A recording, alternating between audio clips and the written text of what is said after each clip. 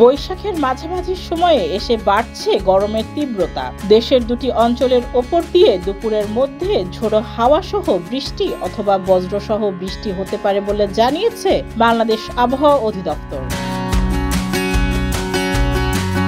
আজ বৃহস্পতিবার দুপুর 1টা পর্যন্ত দেশের অভ্যন্তরীণ নদী বন্দরগুলোর জন্য দেয়া আবহাওয়ার পূর্বাভাসে এ তথ্য জানানো হয়েছে।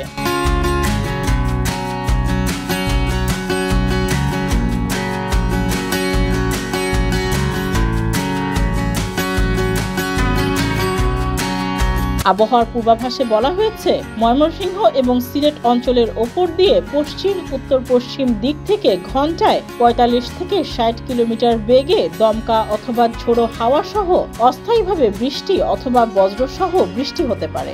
এসব এলাকার নৌবন্দরকে 1 নম্বর সতর্কতার সংকেত দেখাতে বলা হয়েছে। এদিকে দেশের 2 বিভাগ সহ 6 জেলার উপর দিয়ে তাপ প্রবাহ বয়ে যাচ্ছে বলে জানিয়েছে বাংলাদেশ আবহাওয়া অধিদপ্তর। ডেস্ক রিপোর্ট, যুগের চিন্তা।